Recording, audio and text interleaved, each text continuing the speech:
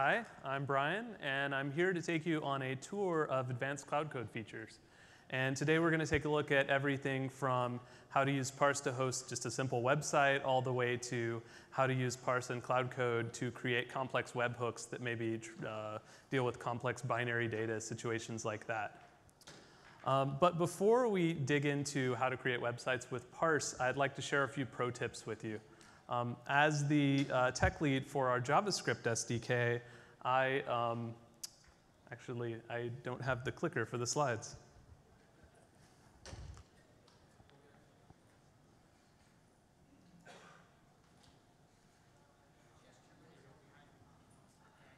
Anyway, while someone's, oh, thank you. As the tech lead for Parse's JavaScript SDK, I have written a lot of cloud code. And I've also helped a lot of you guys with debugging your own cloud code. So I've kind of seen what things go wrong. And so I've got a few tips for you. First off, number one, learn JavaScript. I know I can hear you already. This is like the advanced cloud code track. So like, if you don't know JavaScript, why are you here, right? But actually, we've seen a lot of bugs that come from things that are because JavaScript is a little bit quirky. And for example, the meaning of the this keyword and how it works when you have callbacks is a little bit tricky. And a lot of people think, oh, I'll just write a lot of JavaScript and learn it that way. But for a language that's quirky like JavaScript, that doesn't really work that well. I would really recommend getting a book like, for instance, Douglas Crockford's JavaScript, The Good Parts, and reading that. Because once you read about it, and it's like fairly easy to understand the model of how this works in JavaScript, and that can save you a lot of frustration in the future when you're trying to debug things. Number two, I would say learn underscore and moment. If you saw Christine's talk on Cloud Code earlier, she mentioned cloud modules, and Parse has a lot of cloud modules that are available. A lot of them are geared towards very specific situations, especially if you're using like Stripe or Twilio, that's a particular domain where you're going to need that module. But some of them, like underscore and moment, are really appropriate to use in just about any cloud code that you write. For those of you who aren't familiar, underscore has a lot of utility methods. There's an example here that loops over the items in an array, checks whether they're dates, and if they're dates, prints them out. In this case, the underscore methods that are being used are underscore.each and underscore.isDate. And you might be thinking, why do I need another way to iterate over an array? JavaScript already lets me do that with a for loop. Why do I need a way to check whether something's a particular type? I already know how to do that in JavaScript. Well, the one thing I can say is I've learned from experience that all of those methods in underscore are there for a reason. There are all these like weird corner cases that you would never think of and most of the time won't run into, but then like out in the field, suddenly you'll run into one of these cases and everything will blow up.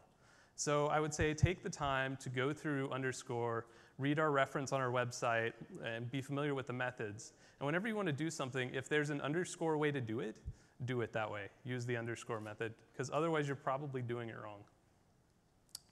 And I mentioned moment here too. Moment's a little bit more specific. It's a great module for dealing with dates. So if you ever have to deal with dates as input or output and need to format them, it's a great library for doing that.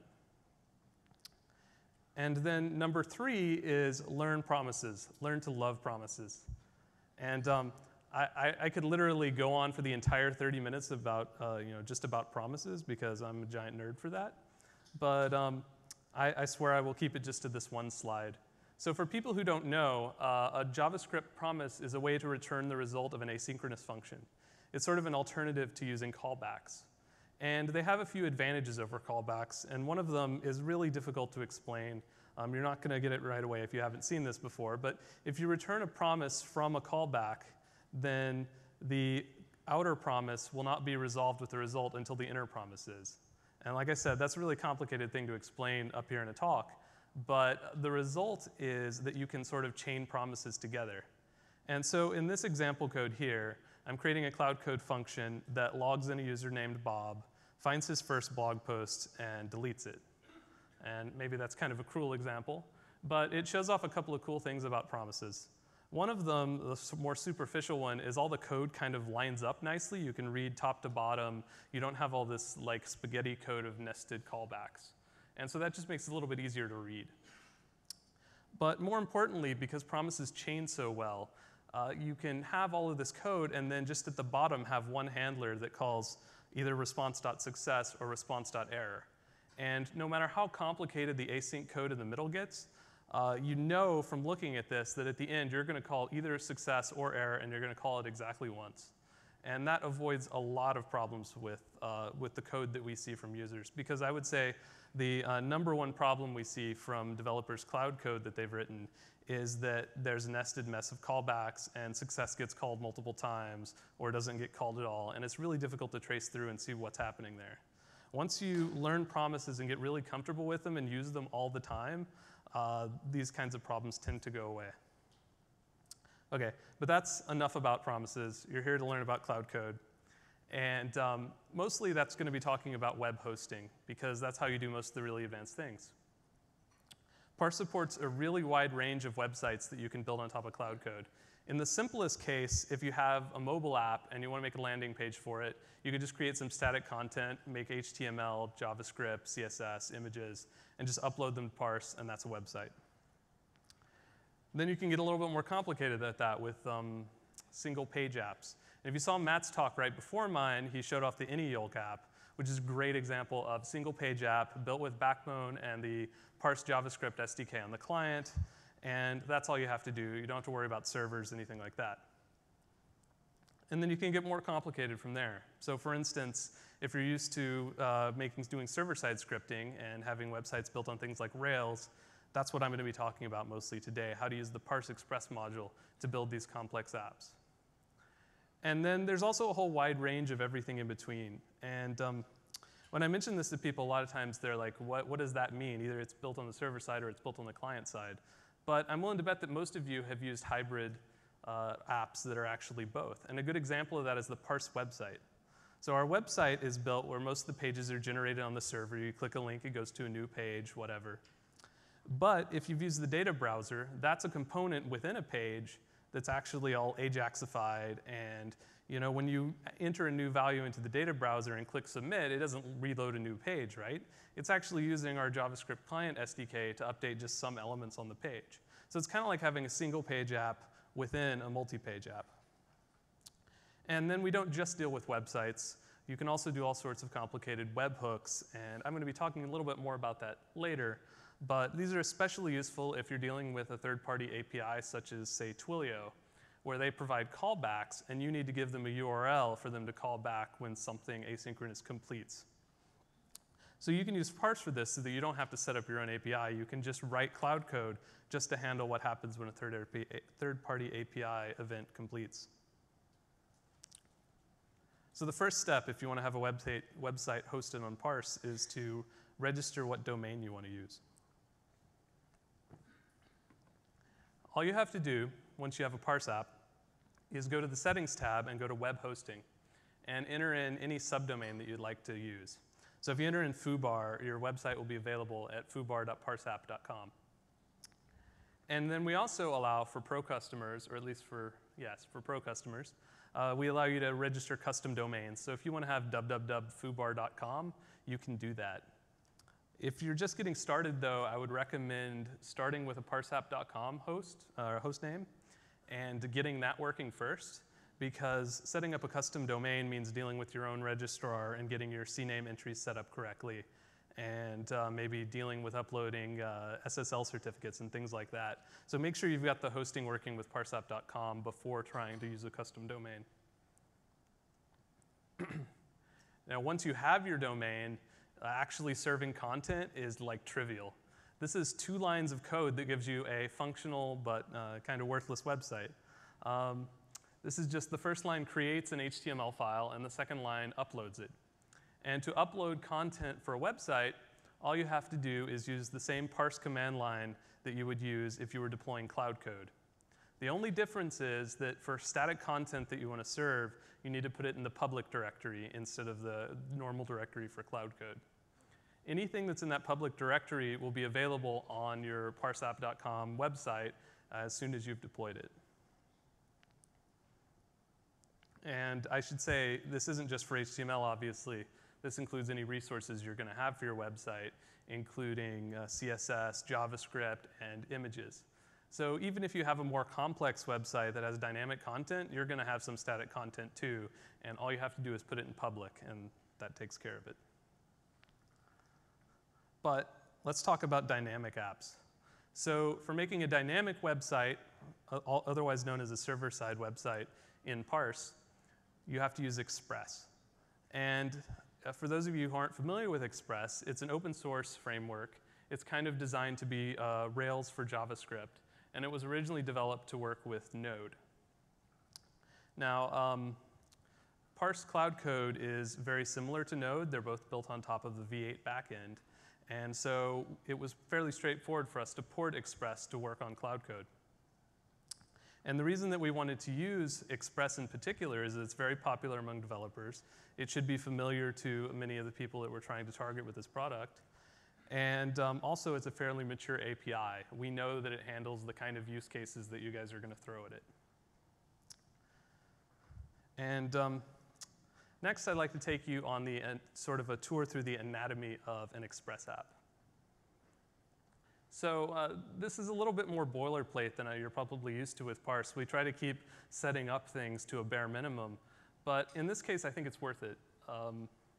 Setting up an Express app is pretty straightforward once you learn what all the different lines of code do. And the result is a lot of flexibility in what kinds of sites you can serve. So let's go through this line by line. The first line just requires the Express module. Trivial, huh? The second line sets up your app. It creates an instance of an Express app. And the purpose of that is it gives you a sort of a hook. That app object that you get back is where you're going to set up all of your configuration. It's basically how you're going to do all of the setup that you need to do for your website. And then things get a little bit more interesting. The next few lines are app.set.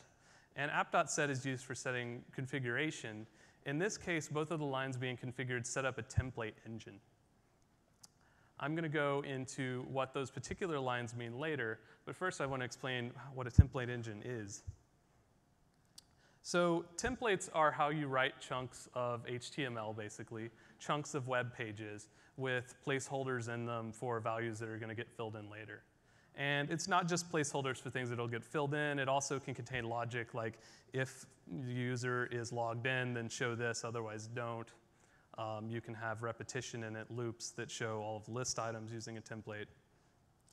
And I'm guessing that most of you probably know what templates are because if you've used Ruby with ERB files, or you've used PHP or ASP, this is basically the same thing. And Parse in Express supports two kinds of templates, EJS and Jade. And we chose these because they're the most popular templates used with Express.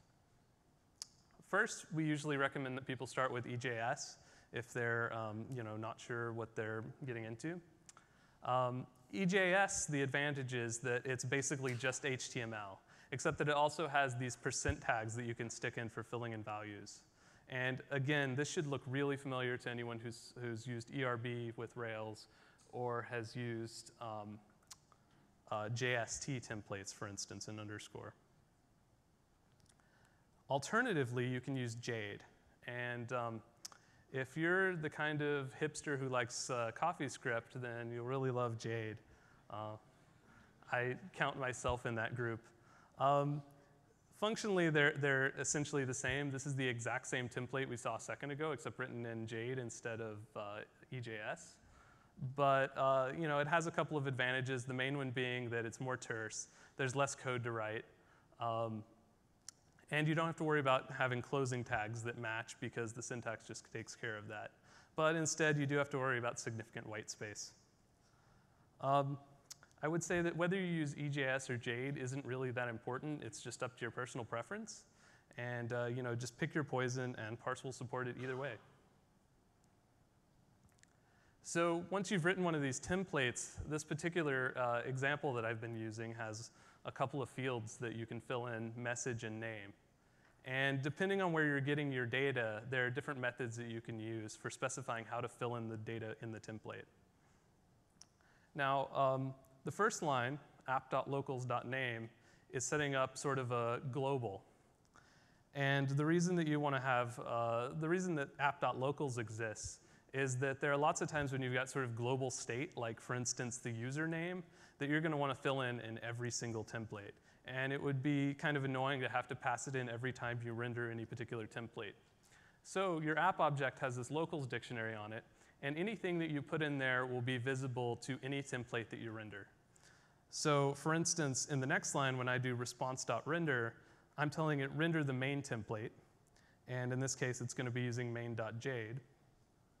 And it'll be able to get the name out of app.locals. But for anything that's not in app.locals, you can also pass in a dictionary with values specific for that rendering. And actually, the things that you pass in take precedence over the globals. So in this case, I'm saying render the main template and fill in the message variable with the value hello. And the response here I will get into later. These templating languages also have a lot of features that make them composable. And I'm just going to touch on the tip of the iceberg here. Especially with Jade, there's all sorts of things where you can subclass templates and replace certain parts. There's a concept of mix-ins that you can use to combine templates. But in the simplest case, both of them support the concept of including. And so if you have something like a way of displaying a particular kind of list item, you can put that in its own HTML file, and then you can include it in multiple places in your code. So like I said, this is just the tip of the onion. If you check out either the EJS or Jade documentation, you'll see lots of ways that you can compose HTML. I just want to point out you're not stuck with one template file per page. So that's all that you really need to know about Express Templates to get started. Let's go back to those two lines, the app.set lines. The first one here says set views to cloud/views. What that does is says that anything that you put in your cloud/views directory is going to be a template. And when you say render the main template, it's going to look in cloud/views/main.ejs or .jade. And then the next line is the setting the view engine. That's how you actually choose between EJS and Jade. And so that's how it's going to figure out what file extension to use when looking for the files. All right, so we've handled the first 4 lines of this code. Let's go on to the next one. We've got app.use, and specifically app.use with express.bodyparser. What the heck is that? Well, that is a piece of what we call middleware. And middleware is kind of where you put the gross bits of setting up your app. If you've got several different pages and they all are going to handle the same, they're all going to need the same kind of request processing, then middleware is the place to put it. And I think this is probably better explained with an example. And in this case, in the previous slide, we saw we were using the body parser middleware. And what the body parser middleware does is it takes the input that's been posted or whatever sent with the request, and it parses it, obviously.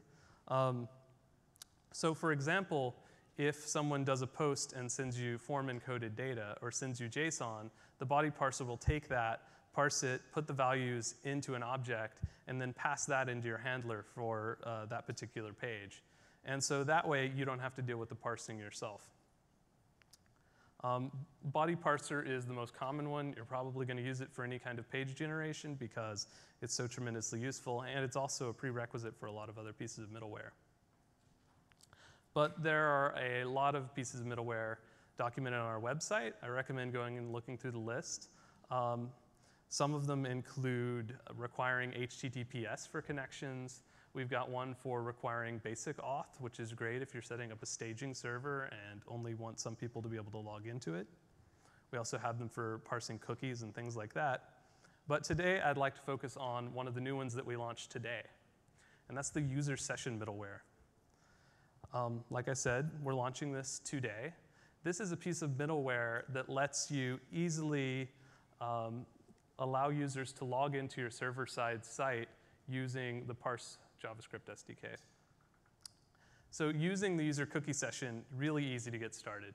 Once, as with everything, you start by including the module, and then in addition to your app.use express.bodyparser, you also need to use app.use express.cookieparser. And the cookie parser should be pretty obvious what it does. It looks in the request, pulls out the headers for the cookies, parses them, and then puts them onto a request.cookies or request.signedCookies object. And so that makes it really easy for code further down the line, other middleware or your own handlers, to then just go pull out those cookie values without having to do the parsing themselves.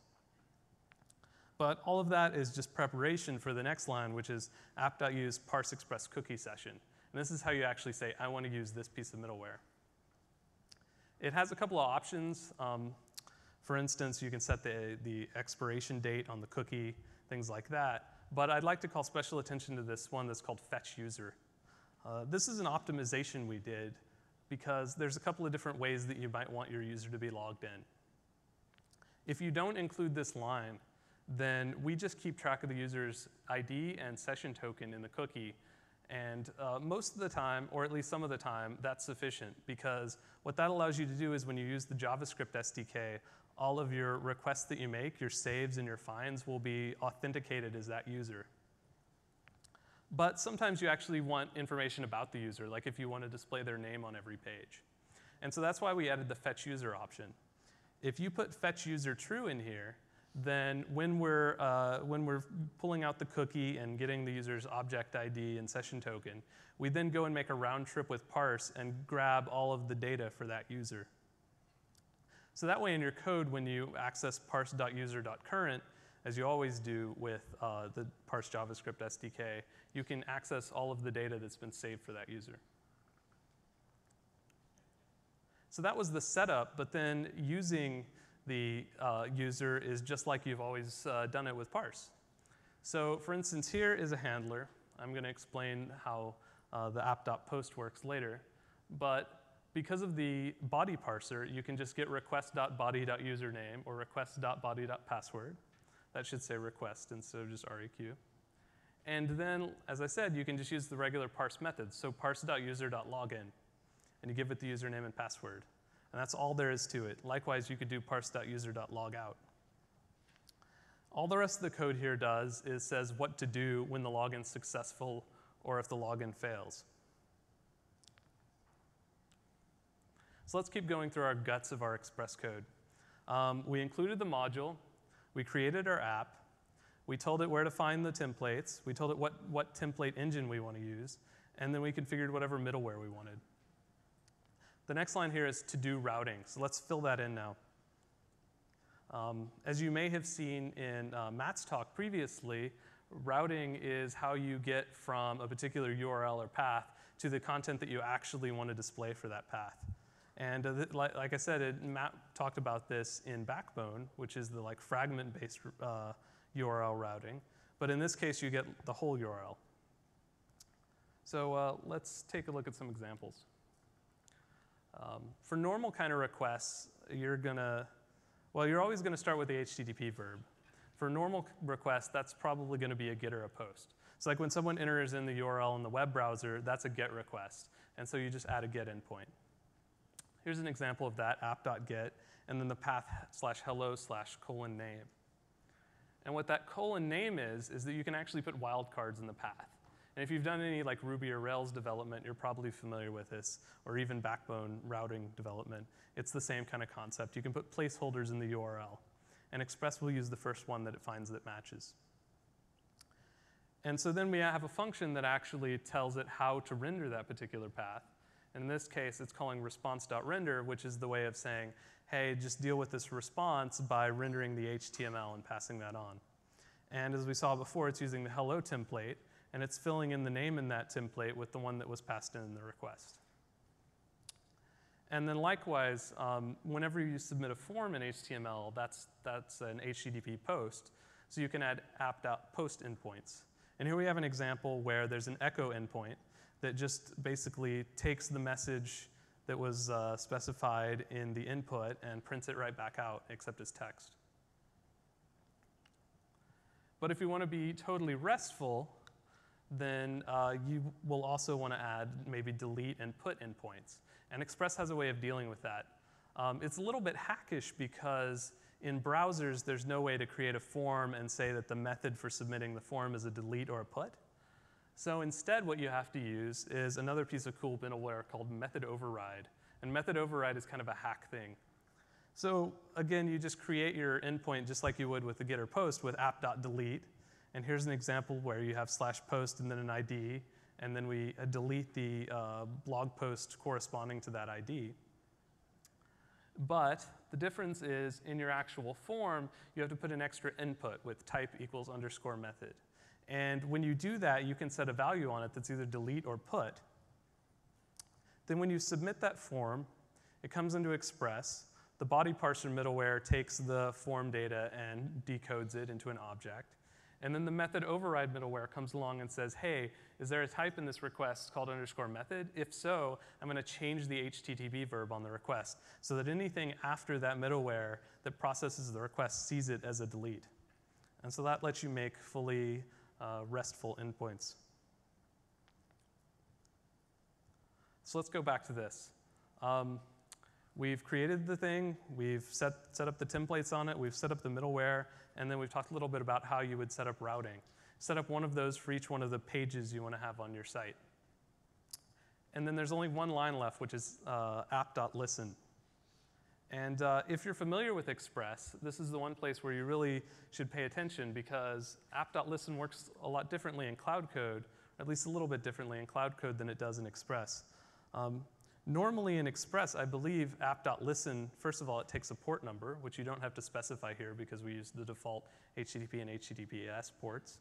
But also, it's normally a blocking call and says, hey, Express, I want you to listen for requests and call back my setup. But in Cloud Code, actually, your Cloud Code's evaluated every time a request comes in. So all app.listen does here is says, hey, Express, actually deal with this request. So there's not much that it actually does here, but it is critical that you include it. And so with all of these steps, you've got everything that you need to actually make a server-side, dynamic, complex web page. But we can deal with a lot more than just web pages. Like I mentioned, there's also web hooks that you can create.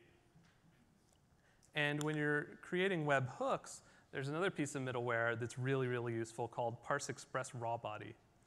And Parse Express Raw Body is something that you would use. It's orthogonal to, or oppositional, I should say, to the body parser. Either use the body parser and the form data gets parsed out, or the JSON data gets parsed out and you get the values, or you use the raw body middleware, in which case you get the bytes that were in the request in a buffer object. And I should point out at this point, sometimes you're going to want to mix webhooks with regular web pages.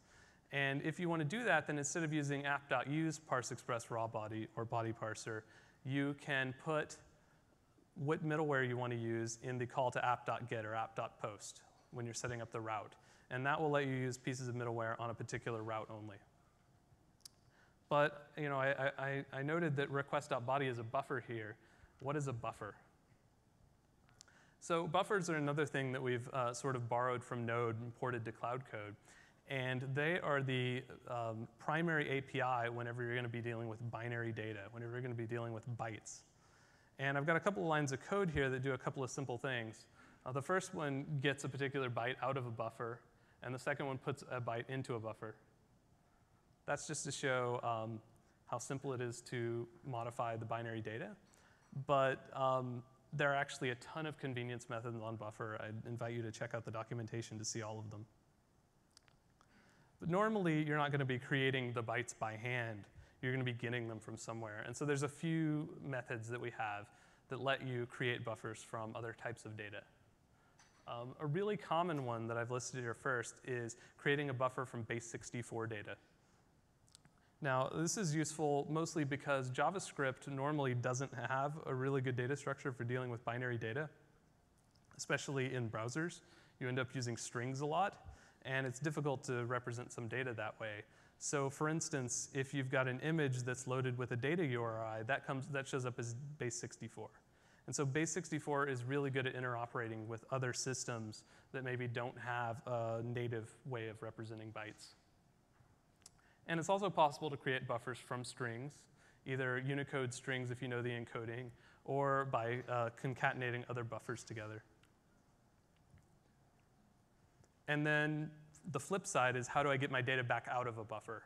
And you can, again, convert a buffer to a string if you know it's encoding. Or you can get a buffer from base 64. And again, this is really, really useful if you're going to be interoperating with other systems. And a prime example of another system that you would want to interoperate with are parse files. So if you want to deal with processing binary data in a cloud code endpoint, all you really need are these two lines, at least if you want to deal with parse files. The first one just says, this is how you get a parse file into a buffer. And all it does is do an HTTP request and give it the URL of the file. And that creates the buffer completely populated with the bytes from the file. And then the second one is how you create a parse file from a buffer. All you have to do is specify the base 64, and this particular line of code will save a file called data.bin to parse. And you might be wondering at this point, like, OK, you've given me this buffer object that lets me manipulate bytes in JavaScript, but really, do you expect me to do a lot of binary processing in JavaScript?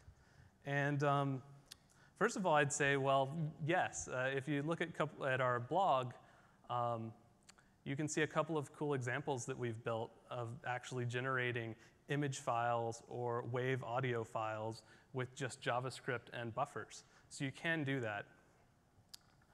However, this shouldn't be viewed necessarily as a challenge because we're Parse, and our goal is to make everything easier for you.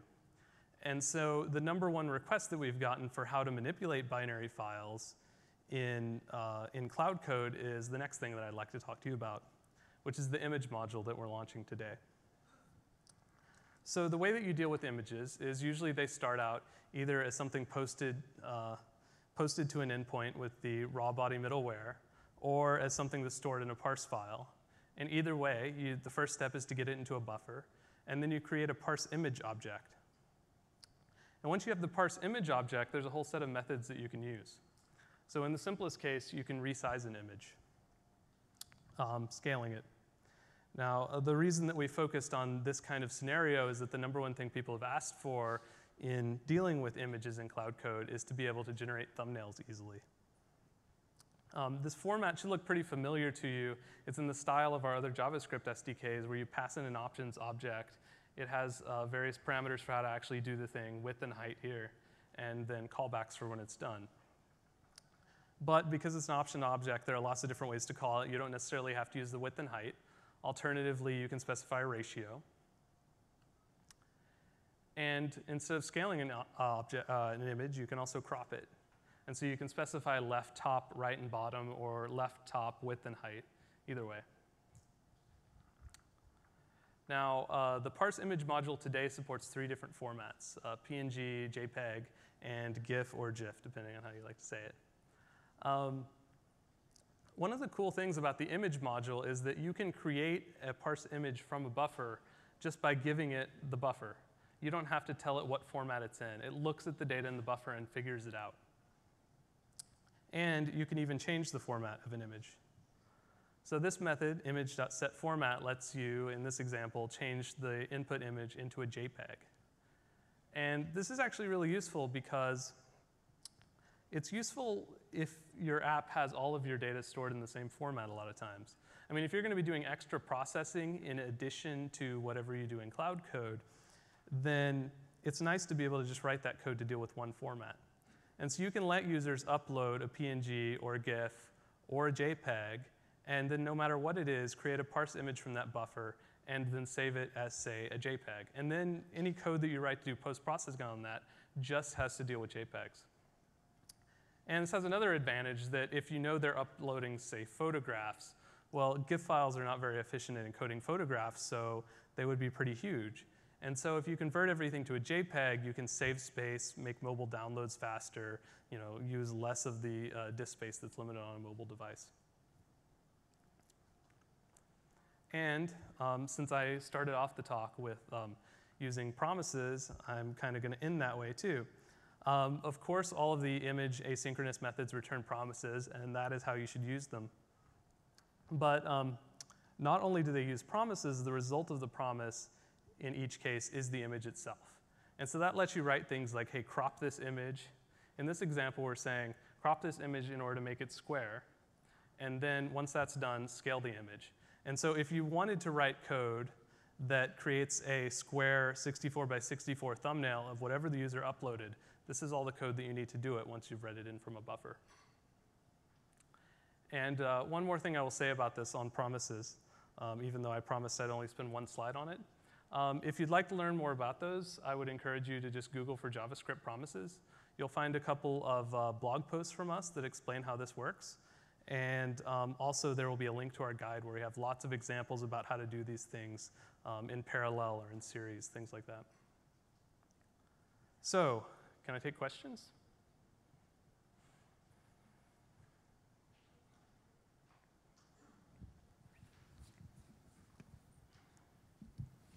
Hey, can you tell us a little bit about how Cloud Code is architected sort of behind the scenes? I'm not sure how much detail I could go into since I've mostly used it in the client space, but I can tell you that it's built on top of V8, which is Google's JavaScript engine that they built for Chrome, which is also the technology that underlies Node. And the reason that we built it straight on top of V8 instead of just using Node is that we've got all these developers, like everyone in this room, running code on the same instances. And so we added a lot more sandboxing so that people wouldn't step on each other's toes. And then we've also got a lot of code that we've ported from Node, like Buffer and Express, that we more or less just translated to work on top of our engine. There are some timeouts that are built into Cloud Code. I'm wondering if you could talk a little bit about that, and then maybe with the image library and some of that processing, what are some of the restrictions in terms of how long that stuff takes and consumption? Sure. So the image thing is new, so I'm not sure that I can give you good aggregate numbers on how well it works. To go back to your point about timeouts, I think timeouts are kind of a tricky thing to deal with in Cloud Code. We see a lot of, most of the timeouts that we see are cases where developers accidentally wrote code that would run forever. And so timeouts are actually a really important safety valve to make sure that that doesn't happen and that people don't waste resources. That's not just for beginners. I know I've written after save handlers that were accidentally recursive on several occasions. And timeouts were the only way I knew that that was broken. And otherwise I would have just had JavaScript running.